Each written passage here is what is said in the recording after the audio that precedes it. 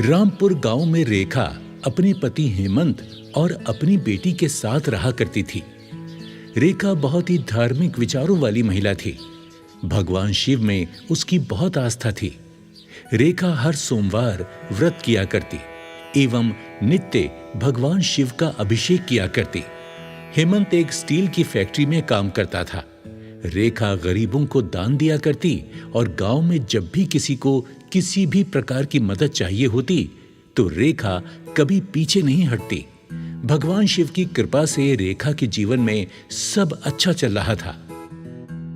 हे भोलेनाथ, मुझ पर और मेरे परिवार पर सदा अपनी कृपा बनाए रखना। आपकी दया से मुझे किसी चीज की कोई कमी नहीं है। आपका धन्यवाद प्रभु। लेकिन एक दिन रेखा को खबर मिली कि हेमंत का फैक्ट्री में एक्सीडेंट हो गया है और वो हॉस्पिटल में एडमिट है। वो हेमंत को देखने के लिए भागी। हे भोलेनाथ, ये सब क्या हो गया? डॉक्टर, क्या हुआ है मेरे पति को? आपके पति के हाथ मशीन में आ गए थे, इसलिए हमें उनके हाथों को काटना पड़ा। अभी वो बेहोश हैं। आप थोड़ी देर बाद उनके होश आने पर उनसे मिल सकती हैं। रेखा हेमंत के होश आने का इंतजार करने लगी और मन ही मन भगवान शिव से कहने लगी, हे भोलेनाथ, मैंने किसी का सपने में भी बुरा नहीं किया, फिर मेरे साथ ही क्या हो गया प्रभु? हेमंत को जैसे ही होश आया, रेखा भागती हुई उसके वार्ड में चली गई। रेखा, रेखा,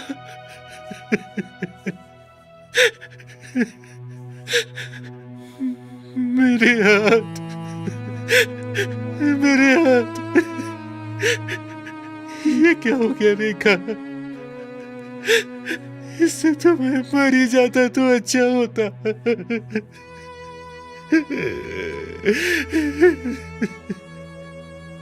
आप ऐसा क्यों बोल रहे हैं?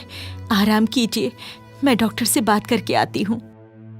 रेखा हेमंत की इस हालत को देखकर फूट फूट कर रोना चाहती थी, लेकिन उसने खुद को संभाल लिया। कुछ दिनों बाद हेमंत को हॉस्पिटल से छुट्टी मिल गई और रेखा उसे घर ले आई। रेखा और हेमंत की बेटी भी हेमंत को इस हाल में देखकर बहुत दुखी थी। हेमंत के दोनों हाथ कट जाने से घर के हालात दिन प्रतिदिन खराब होने लगे, लेकिन रेखा ने अपने ऐसे मुश्किल दिनों में भी अपने धार्मिक नियम नहीं तोड़े।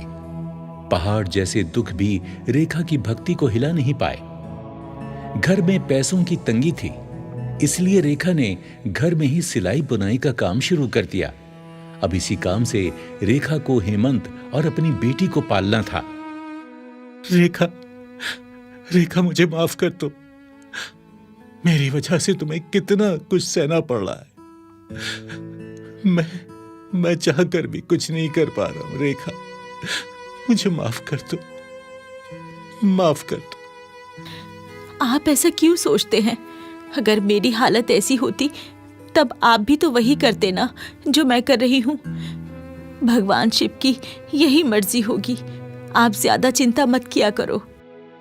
समय बीतने लगा और रेखा की बेटी बड़ी हो गई। हेमंत अब काफी बीमार रहने लगा था। रेखा गांव की लड़कियों को भी सिलाई सिखाना शुरू कर देती है, पर रेखा और हेमंत अब दोनों ही बुजुर्ग हो चुके थे। सिलाई के काम से घर और दवाइयों का खर्च बड़ी मुश्किल से निकलता था।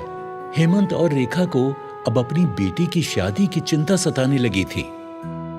हे भोलेनाथ, आप तो मेरी स्थिति के बारे में सब कुछ जानते हैं। अपनी कृपा बनाए रखना। रेखा की बेटी भी रेखा की ही तरह बहुत धार्मिक थी। वो रोज भगवान का अभिषेक करने मंदिर जाती। रेखा की बेटी बहुत संस्कारी और गुणी थी। एक दिन मंदिर के पंडित जी रेखा के घर आए। पंडित जी, आप आइए, आइए, अंदर आइए। कहिए, कैसे आना हुआ? रेखा बेटी, तुम्हारी बेटी के लिए एक बहुत बड़े घर से रिश्ता लाया हूं। बहुत बड़े कारोबारी हैं। पंडित जी, आप तो मेरे घर के हालात जानते हैं। मैं इतने बड़े घर में अपनी बेटी की शादी कैसे करूंगी? ना रेखा बेटी, उन्हें कुछ नहीं चाहिए। अरे तुम्हारी बिटिया कितनी गुणी है ये तो पूरा गांव जानता है। बस शीघ्र ही तुम और हेमंत हाँ कह दो तो लड़के वालों से मिलकर तारीख पक्की कर देता हूं। रिश्ता अच्छा था तो रेखा और हेमंत ने अपनी बेटी की शादी के लिए हामी भर दी। देखते ही देखते शादी का दिन आ गया। रेखा खुशी से भगवान शिव के चरणों में गिर गई। हे शिव शंभू, मैंने आज तक आपसे कभी कुछ नहीं मांगा, पर आज आपसे कुछ मांगना चाहती हूँ। हे प्रभु, मैं चाहती हूँ मेरी बेटी की शादी में आप शामिल हों। प्रभु मेरी लाज रखना, मेरी भक्ति की कसौटी है। आज मेरे पास बारात के स्वागत के लिए भी कुछ नहीं है प्रभु। आप ही देखो ये शादी कैसे होनी है। रेखा जैसे ही भगवान शिव की आराधना करके बाहर आई तो उसने देखा कि बाहर बारात के स्वागत की तैयारी बड़ी धूमधाम से हो रही है और रेखा भी शादी के सुंदर जोड़े में गहनों से सजी हुई है। हैं? अभी तो थोड़ी देर पहले यहाँ कुछ भी नहीं था, फिर ये चमत्कार कैसे हो गया? भोलेनाथ, ये सब जरूर आपने किया है, आप ही की कृपा है ये सब। थोड़ी ही देर में बारात भी आ गई और शादी की विधि शुरू हो गई। हर कोई अचंभित था कि रेखा और हेमंत ने इतना अच्छा प्रबंध कैसे किया होगा। जब कन्यादान की बारी आई तो हेमंत अपने कटे हाथों को देखकर रो पड़ा और रेखा मन ही मन शिव शंभू का ध्यान कर रही थी कि तभी वहां भगवान शिव माता पार्वती के साथ प्रकट हुए और बोले, पुत्री, मैं तुम दोनों पर बहुत प्रसन्न हूं। तुम दोनों ने निस्वार्थ मेरी भक्ति की है। मांगो, क्या मांगना चाहते हो? हे प्रभु, मैं सिर्फ इतना चाहता हूं कि आप मेरी बेटी का कन्यादान अपने हाथों से करें तो प्रभु हम धन्य हो जाएंगे। हे भोलेनाथ, ये बिल्कुल ठीक कह रहे हैं प्रभु। भोलेनाथ ने रेखा की बेटी का कन्यादान करके उन दोनों की इच्छा पूरी कर दी। रेखा और हेमंत की बेटी का कन्यादान मां पार्वती और भोलेनाथ के हाथों से हुआ। बारात की आवभगत में शिव जी के आशीर्वाद से कोई कमी नहीं रही। शादी बहुत ही अच्छे तरीके से संपन्न हो गई। मां पार्वती ने रेखा और हेमंत का भोलेनाथ पर अटूट विश्वास देखकर हेमंत के हाथ पुनः ठीक कर दिए और उन्हें आशीर्वाद देकर दोनों अंतर्ध्यान हो गए। कहते हैं, अगर हमारी आस्था सच्ची है और विश्वास सच्चा है तो ईश्वर हम पर अपनी कृपा दृष्टि बनाए रखते हैं। रेखा ने हमेशा दूसरों की सहायता की, कितने कष्ट उठाए, लेकिन उसने हमेशा भगवान के प्रति अपनी श्रद्धा को कम नहीं होने दिया और भगवान ने उसे उसी की इस भक्ति का फल भी दे दिया।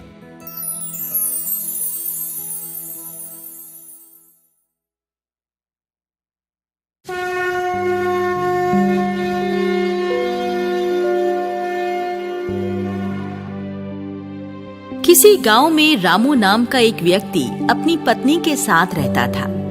रामू फल बेचने का काम करता था। रामू की पत्नी सावित्री लोगों के कपड़े सिला करती थी। रामू और सावित्री का साधारण जीवन ठीक ठाक व्यतीत हो रहा था, परंतु उन्हें केवल एक ही दुख था कि उनकी कोई संतान नहीं थी। गांव के लोग सावित्री को बहुत ताने मारते थे। वो ताने सुन सुनकर बहुत दुखी होती थी और ईश्वर से कहती, हे भगवान, आप मुझसे किस बात का बदला ले रहे हैं? आप तो सब पर कृपा करते हैं, फिर मुझ अभागिन की भी सुन लीजिए प्रभु। रामू सदैव सावित्री को तसल्ली देता। अरे सावित्री, धैर्य रख। ईश्वर ने जो लिखा है ना भाग में वही मिलेगा, इसलिए दुखी मत हुआ कर। परंतु सावित्री दिन रात संतान की चिंता में खोई रहती। सावन का माह आरंभ होने वाला ही था। सावित्री ने अपनी माँ के घर जाने का फैसला किया और रामू से कहा, सुनो जी, आज आप फल बेचकर जल्दी घर लौट आना। क्या हुआ भाग्यवान, कोई जरूरी काम है क्या? जी, मैं अपनी माँ से मिलने जाना चाहती हूँ। बहुत याद आ रही है उनकी। और आप तो जानते ही हैं, सावन के माह में सभी लड़कियाँ अपने मायके जाती हैं। अरे हाँ हाँ भाग्यवान, मैं जल्दी आकर तुम्हें तुम्हारी माँ के घर छोड़ आऊंगा, बस। सावित्री अपनी माँ के घर जाने की सारी तैयारी करके रखती है और रामू बाजार से जल्दी घर आकर सावित्री के साथ उसकी माँ के घर के लिए निकल पड़ता है। सावित्री के मायके में एक बहुत प्राचीन शिव मंदिर था। जब रामू सावित्री रास्ते में जा रहे थे, तब वो शिवजी के मंदिर में दर्शन करने के लिए गए।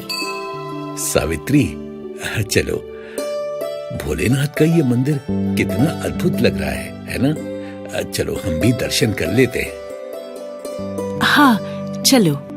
हर हर महादेव बच्चा, तुम्हारी सभी मनोकामनाएं पूर्ण करें महादेव। हर हर महादेव।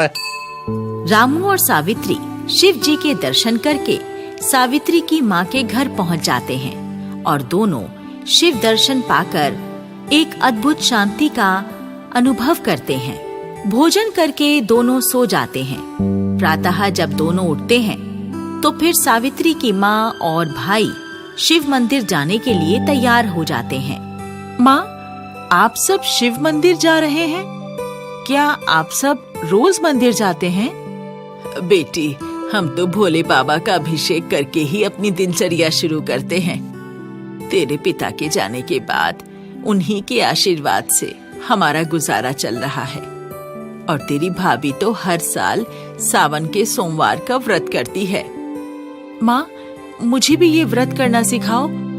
भाभी, ओ भाभी, मुझे भी बताओ ना, इस व्रत को करने की विधि क्या है? अरे सावित्री, रख लेना व्रत। पहले तुम और रामू तैयार हो जाओ, कुछ खा लो। क्यों ना तुम भी आज हमारे साथ मंदिर चलो। कल से सावन शुरू हो रहे हैं। मैं तुम्हें व्रत का सारा विधान समझा दूंगी। रामू और सावित्री एक बार फिर मंदिर पहुंच जाते हैं। दोनों सबके साथ भोले बाबा का अभिषेक करते हैं और भगवान भोलेनाथ के सावन के सोमवार के व्रत रखने का मन बना लेते हैं। सावित्री अपनी भाभी से व्रत का विधान बताने को कहती है। देख सावित्री, भोले बाबा तो बहुत भोले हैं। उनके व्रत का विधान भी अत्यंत साधारण एवं सरल है। जो भी भक्त उनका व्रत सच्ची श्रद्धा से करता है, उनकी कृपा उस पर हो जाती है। इस व्रत का कोई खास नियम नहीं है, किंतु ये आवश्यक है कि दिन रात में केवल एक ही समय भोजन करो और प्रातः व्रत आरंभ कर शिव पूजन एवं शिव कथा सुनो। ये व्रत सभी मनोकामनाओं को पूर्ण करने वाला है। भाभी, मैं इस व्रत को अवश्य करूंगी। सावित्री, मैं भी तुम्हारे साथ सावन के सोमवार का व्रत पूरे विधि विधान से करूंगा। क्या पता भोले बाबा हमारे भाग्य की रेखा पर तरस खाकर उसे बदल दे। हमें संतान का सुख मिल जाए। दोनों मिलकर सावन के पहले सोमवार का व्रत रखते हैं। दोनों ही भोले बाबा के मंदिर जाकर विधि विधान से पूजन करते हैं एवं शिव कथा का श्रवण करते हैं। वो प्रत्येक सोमवार ऐसे व्रत का निर्वाह करना प्रारंभ करते हैं और यही कामना करते हैं कि उन्हें एक संतान की प्राप्ति हो जाए। दोनों के भक्ति भाव देखकर पार्वती जी शिव जी से कहती हैं, स्वामी, ये दोनों आपकी भक्ति कितनी श्रद्धा से कर रहे हैं। आपको इनकी मनोकामना पूर्ण करनी चाहिए। तभी वहाँ नारद मुनि आ जाते हैं और कहते हैं, नारायण नारायण। माँ पार्वती और भोले बाबा को नारद का प्रणाम। कहो नारद, कैसे आना हुआ? नारायण नारायण। प्रभु, मैं आपकी आज्ञा से सावित्री और रामू की परीक्षा लेना चाहता हूँ। इससे ये सिद्ध हो जाएगा कि वो आपके वरदान के योग्य है भी या नहीं। हाँ प्रभु, अगर नारद मुनि आपके भक्तों की परीक्षा लेना चाहते हैं तो ठीक है। नारद मुनि सावित्री और रामू की परीक्षा लेने के लिए पृथ्वी पर पहुंच जाते हैं। रामू और सावित्री का सावन का आखिरी व्रत होता है। दोनों पति पत्नी अपने व्रत का उद्यापन करने मंदिर जा रहे होते हैं और नारद मुनि एक ऋषि के भेष में उनसे मिलने पहुंच जाते हैं। अरे सावित्री और रामू, कहाँ जा रहे हो भाई? अरे उस वैरागी को मनाने मत जाओ, तुम्हें कुछ प्राप्त नहीं होगा। मेरी शरण में आओ, मैं तुम्हें संतान प्राप्ति की एक ऐसी पूजा बताऊंगा कि तुम्हारा सपना सत्य हो जाएगा। महाराज, आपने हमारे नाम कैसे जाने और हमारा उद्देश्य भी बिना बताए जान गए? कौन है प्रभु आप? हाँ महाराज, बताने की कृपा करें और ये भी बताएं कि आप हमें हमारे भोले बाबा के पास जाने से क्यों रोक रहे हैं? क्योंकि मैं जानता हूँ एक मूर्ति तुम्हें कुछ नहीं दे सकती, किंतु मैं अपनी शक्ति की विद्या से तुम्हारा सपना साकार कर सकता हूँ। रामू और सावित्री पहले तो बहुत सोच विचार करते हैं, फिर ऋषि से कहते हैं, ऋषिवर, हमें क्षमा करें, हम भोले बाबा के नाम का व्रत कर रहे हैं। अगर उन्हें कृपा करनी होगी, हमें संतान अवश्य प्राप्त होगी। हम और किसी की पूजा नहीं कर सकते। अरे मैंने तुम्हें बताया ना कि ये बैरागी तुम्हें कुछ नहीं दे सकता। तुम व्यर्थ ही इसकी पूजा करके अपना समय बर्बाद कर रहे हो। मेरे द्वारा बताए गए उपाय करोगे तो फिर देखना क्या चमत्कार होता है। ऋषि महाराज, हमारे भोले बाबा वैरागी अवश्य हैं, परंतु वो अपने भक्तों पर दया अवश्य करते हैं। हाँ, हम पर वो अपना आशीर्वाद जरूर बरसाएंगे और बाकी हमारा भाग्य है। महाराज, आपको कुछ देना ही है तो अपना आशीर्वाद दीजिए कि हम अपना व्रत पूरा कर सकें। ऋषिवर, आज्ञा दें, हमें देर हो रही है। हम तो केवल भोले बाबा का व्रत पूर्ण करना चाहते हैं। उनकी भक्ति करना ही हमारा धर्म है। इतना कहकर रामू और सावित्री शिव मंदिर चले जाते हैं। नारद मुनि उनका शिव में अटूट विश्वास देखकर प्रसन्न होते हैं। माँ पार्वती और भोले बाबा दोनों को आशीर्वाद देने मंदिर में प्रकट होते हैं। मैं तुम दोनों से अति प्रसन्न हूँ। तुम्हारा अटूट विश्वास सराहनीय है। माँ पार्वती, आपने हमें धन्य कर दिया। अपने दर्शन देकर आपने हमें धन्य कर दिया प्रभु। हमारा आशीर्वाद है, तुम्हें शीघ्र ही संतान की प्राप्ति होगी। तुम्हारी संतान अत्यंत प्रतापी होगी। इतना कहकर दोनों अंतर्ध्यान हो जाते हैं और इस प्रकार रामू और सावित्री को जो शिव महिमा पर विश्वास था वो सत्य हो जाता है। कुछ दिनों बाद सावित्री गर्भ से हो जाती है और 9 महीने बाद उसे पुत्र रत्न की प्राप्ति होती है। वो अपने पुत्र का नाम शंभू रखती है। अब रामू और सावित्री की भक्ति एवं उनके व्रत पश्चात पुत्र प्राप्ति की प्रसिद्धि सारे गांव में फैल जाती है। आगे चलकर उनका पुत्र प्रतापी एवं शिव भक्त बनता है और दोनों सुखमय जीवन जीते हैं।